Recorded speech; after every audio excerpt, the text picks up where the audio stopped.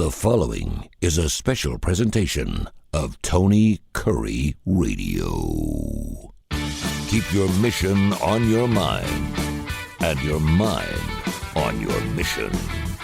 This is Mission Minded with Michael Coleman. Welcome back to another Mission Minded. Keep your mind on your mission on your mind. We do this show every single week. Michael Coleman, I cannot think of a better person to do it with.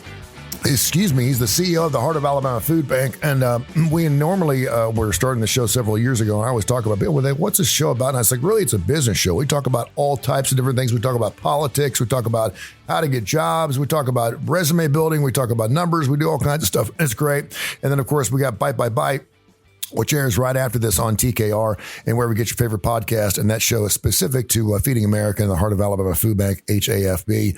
Hashtag that bad boy, and you're good to go. A lot going on, obviously, with the president. I know people are freaking out because it seems like no one's untouchable at this point.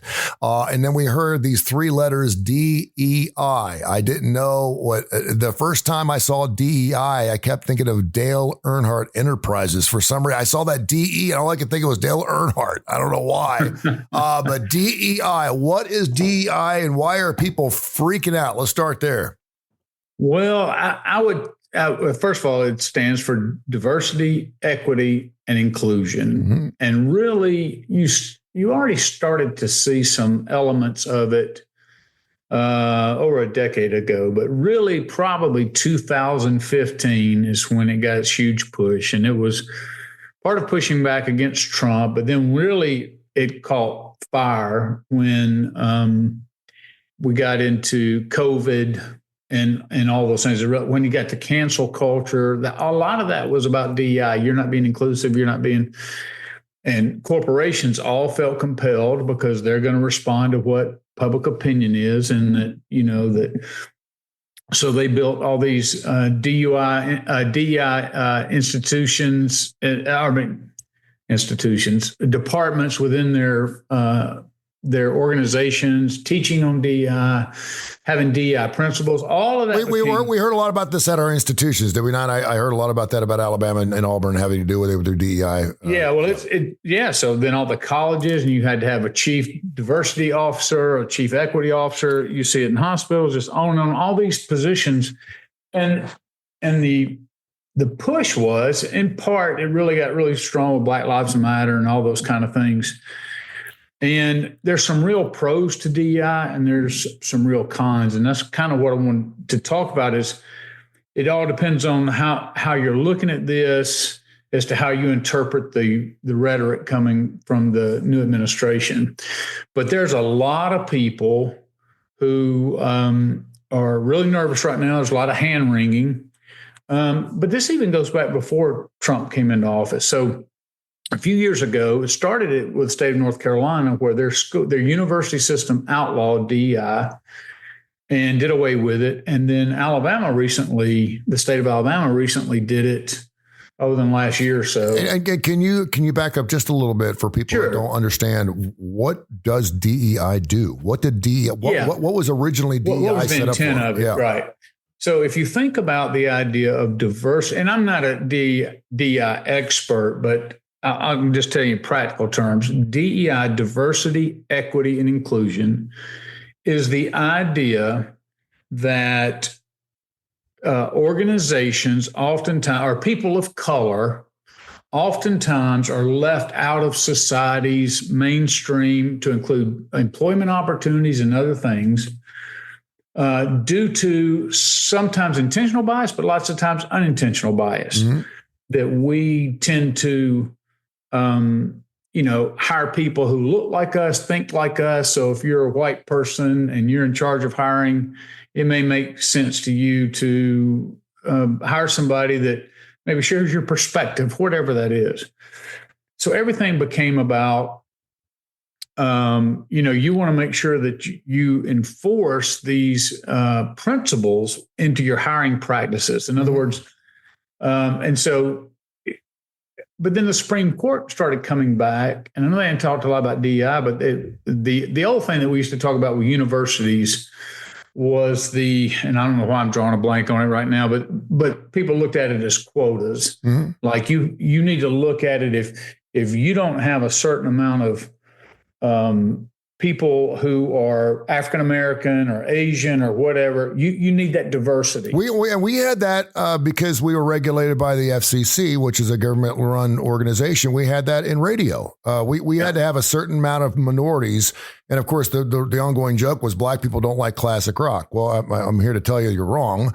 But we had to have a certain number of black individuals that would actually work on the radio station. We certainly welcome that. We love that. And it certainly diversified because it would gain us, the urban audience onto a radio station, even a classic rock station. But it doesn't work in reverse. In other words, if you're going to an urban station that plays hip hop or whatever, and traditionally that would be a black or African American oriented type of radio station, doesn't mean you have to hire white people to be on it. So I think that's right. That's kind of where the rub is. Yeah. Yeah. And so the whole point is, or the on the pro side of EDI is what you find is that you become a stronger organization because people you may not have ever considered before, you find out have great talents, abilities, and all that. And I don't think anybody argues with that. But what begins to happen is inevitably is with DI, you end up having to put everybody in a category. So the idea is, wait a minute, we want to be diverse, but have inclusion where we're all together.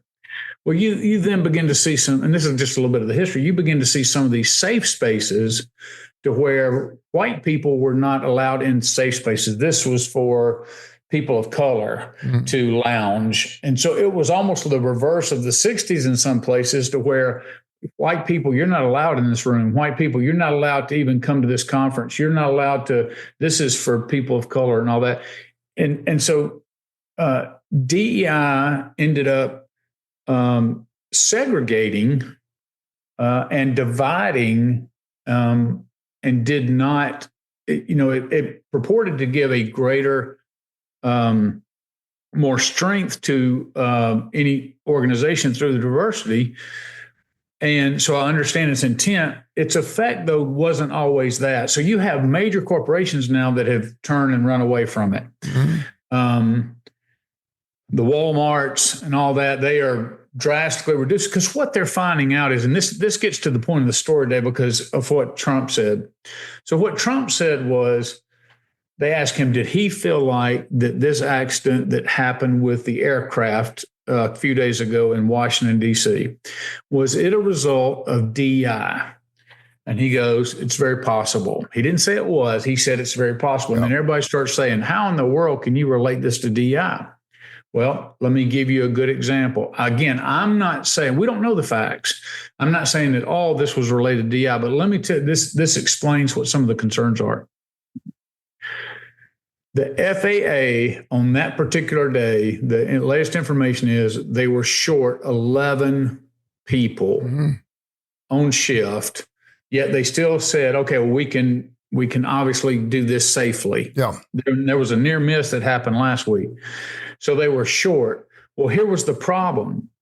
They had turned down in the last 2 years of interviews, they had turned down over 1,000 candidates because they were not diverse enough. Okay. In other words, they were white. Okay. So they're like, due to DEI, and DEI was their number one principle, was, hey, we're going to have diversity above all else. Then what happens, though, is now you have qualified people who are not getting a job because you're like, we want to save this for people of color. The problem is there wasn't enough people of color that were trying to apply for the job. That were trying to apply. So the guy who's over the FAA starts pleading with historically black colleges, HBCUs, to do more on air traffic, and starts trying to build that up and maybe provide opportunity. And again, hey, I love the idea of going into black colleges and saying, hey, maybe you've never thought about air traffic controlling and develop great programs and training programs like that. But what Trump's point is, and he has said it multiple times now, you disqualified somebody. You're supposed to be about equity and inclusion, but you disqualified them not because they weren't qualified for the job, but because they didn't have the right skin color. Yeah. That's the reverse of what you say DEI is all about, which is to bring people together. It's about inclusion. So as a result, you're short. You made a decision that you would rather not hire anybody than hire white people to fill these positions because you were leading with DEI. And what he's saying is, and on this point, I 100% agree. When it comes to things like air traffic controllers, you have to have the best and the brightest. If it's 100% African-American, fine. If it's 50-50, fine. But race can't be, DEI cannot be your leading determinant when it comes to issues that affect people's lives in a life or death situation. Yeah. Now, if you're talking about a Department of Homeland Security, and you feel like, hey, we've been hiring too many white agents, and we need to look at, our diversity models and all that, because there, like I said, there's unintended biases. So what it's supposed to do is you have education systems to help us help primarily white people, but all of us learn what these unintended biases are. That's where white privilege came out. So you have white privilege. So you go through life, and the argument for white privilege is you go through life and everything's been built by other white people. So it all makes sense to you. Yeah. If you're a person of color from a different background, well, there's an extra step for us is that we're having to learn what that culture is about and how to navigate in that culture. And I'm not saying there's not any validity to that. Yeah. But what Trump is saying is, because across the government and all these organizations, DEI is the number one priority.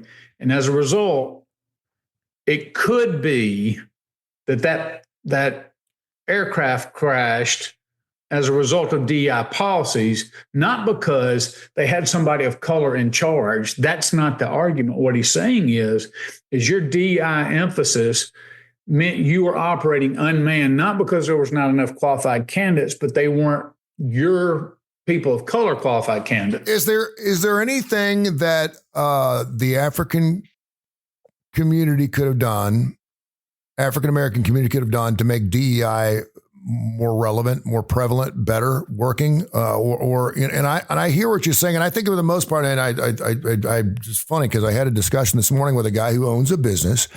Who has blacks and whites working side by side. He was talking about, he hires on merit. He's like, listen, I hire on merit. I have relationships with the people that come in here. And if my people come in here and they're with a black representative and a white representative, and the white representative is doing a much better job than the black representative, they don't come back and give me my business, then I have to do something. I have to either fire that individual or and he's like, I don't want to see color either. I think where a lot of white people probably have a problem here is, where they do feel like they've been in a situation where they were up for a job, and because of DEI or some variants thereof, they didn't not because of qualification. They didn't get a job because of their skin color, and that's not what DEI was created for. Right, but so, you have people like the lady of the Black Lives Movement who led that. She's got 3 mansions out in Los Angeles. Mm-hmm. She's become incredibly wealthy off a movement that was supposed to be about inequity and justice. Now, let me go back and say this. I know for a fact, coming from a small town in Alabama and growing up, so I was born in 1966, I know that there were a lot of people back in the day who ran government organizations, like let's just say Alabama Department of Transportation. Mm-hmm. Okay, that's been housed our capital in Montgomery. It's an hour away from my hometown. So you knew a lot of people, and it was kind of a good old boys network. Mm-hmm. I know of people who were like the department head over several counties, and when they retired, they would have a lot of say as to who got the next job. And it could be Bubba, or it could be their brother. It could, sure. It was a lot of nepotism, just all that kind of stuff. So so think about that for a couple of generations, and you kind of built in like who all the players are. Well, let's say you're an African-owned business, and you're like, hey, I want to bid on this work, but there's no entry point for you. Yes. And so you're banging into that, but you don't. So when I look at that, and if you said, see, that's not equity, because everybody doesn't have an opportunity to bid on a contract job or whatever.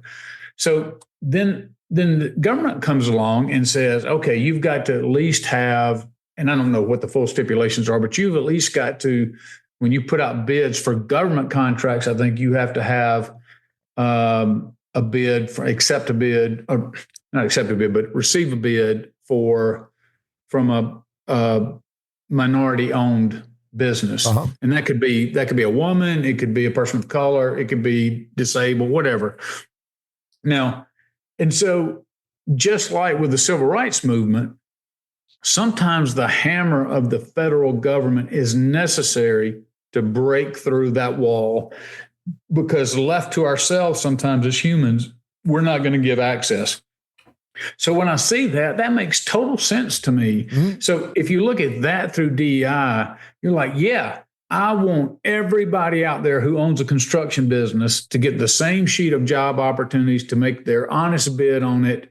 And then they get judged by the quality of that work and nothing else. That's ideally, that's how most people feel about it. And from a Black-owned business too, depending on who you're dealing with, they may feel like if they're going in and making a bid, they may have to go so far under what the white bid is just to get the business. To make it almost impossible. We really don't want to hire a Black business, but gosh, their price is half of what it is. The next thing you know, you're hurting their business by doing so. So I totally get that. So that's the background, and I get that. Now, we've made a lot of progress, and I'm not saying that there's not continued inequity in that's just one example, or other examples like that.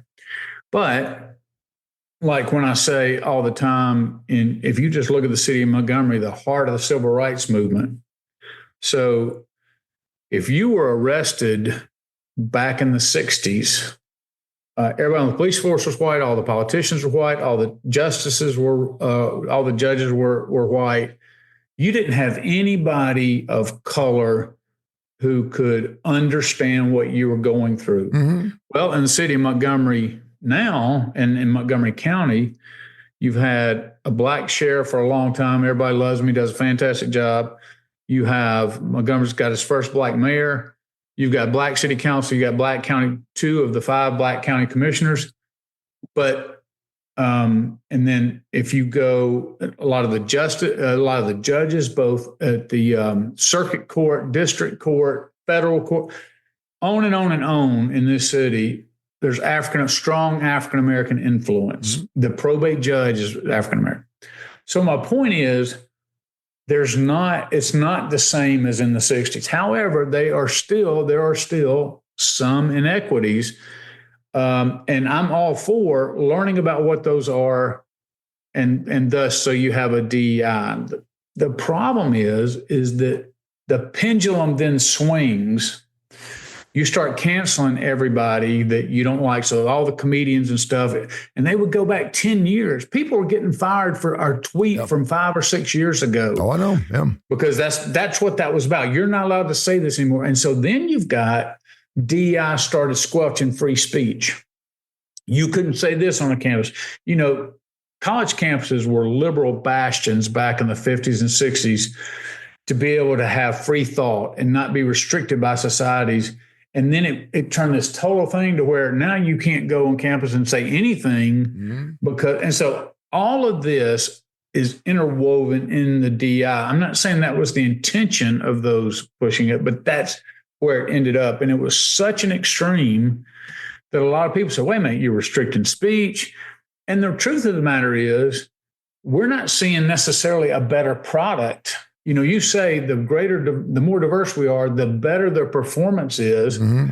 Well, you look in some instances and you find out, wait a minute, we've invested millions and millions and millions of dollars into DEI, but our workforce results are the same. I mean, we're not seeing an improvement in what our bottom line is. Yep.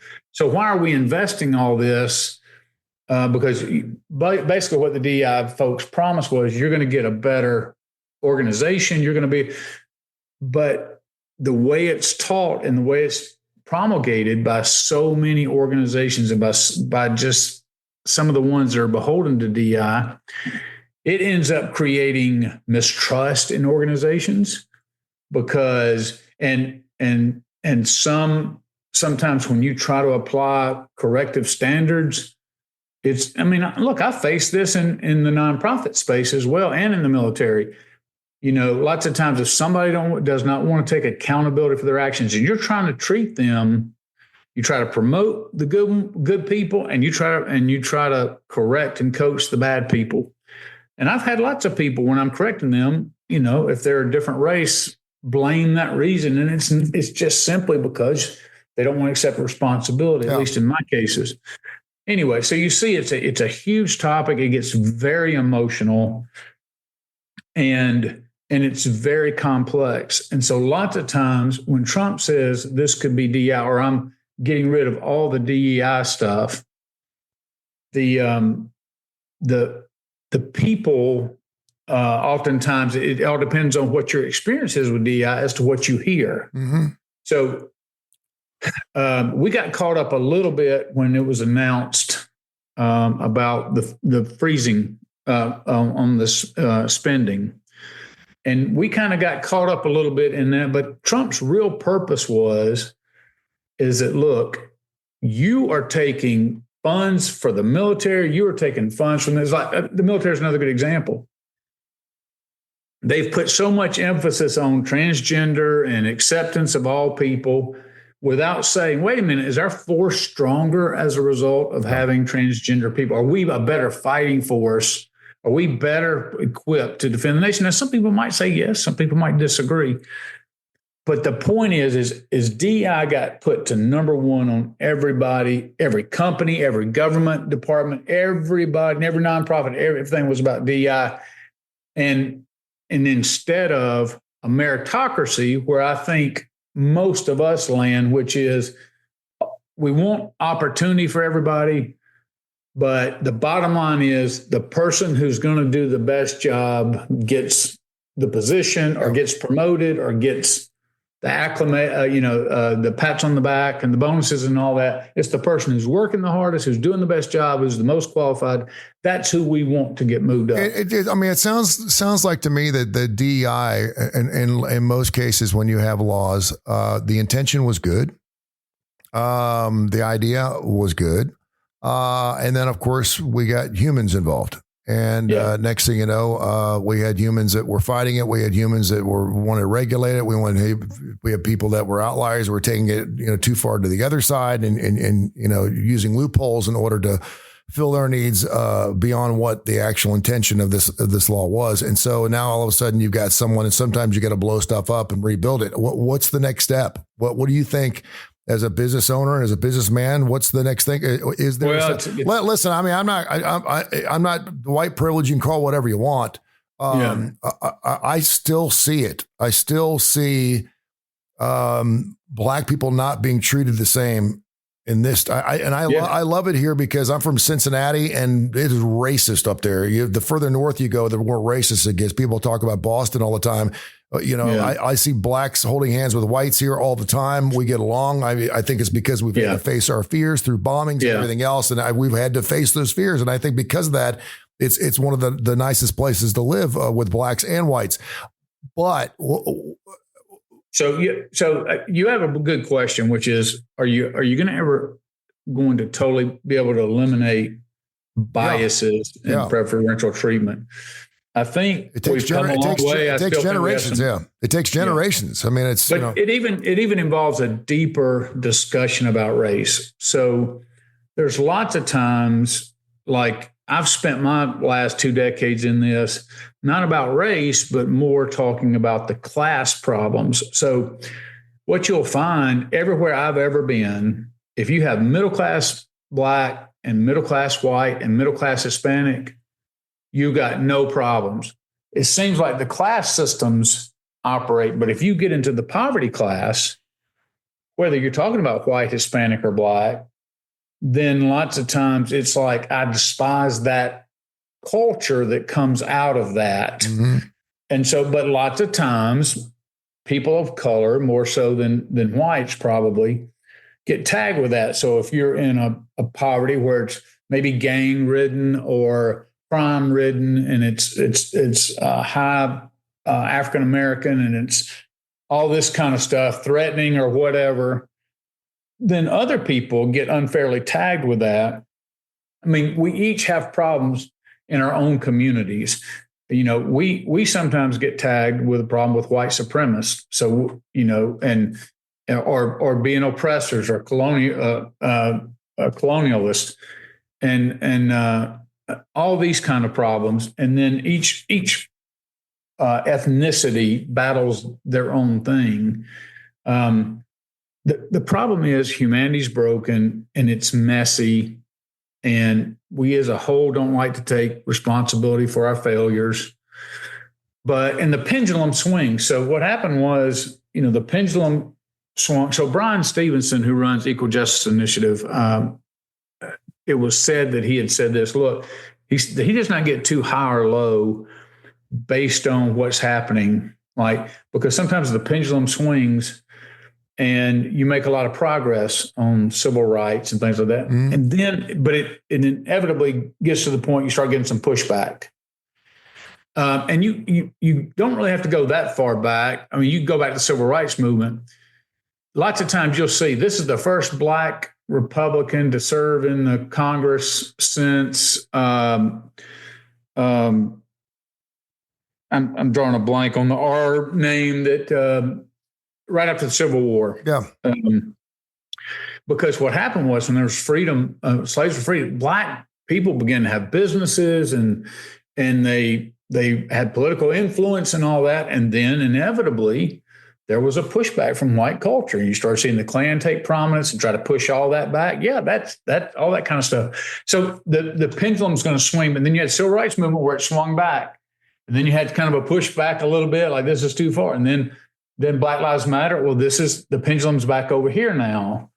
And so how you navigate that really depends on which side of the political aisle you're on and how you look at that. Like right now, people, if you're against Trump or if you're like very pro DEI,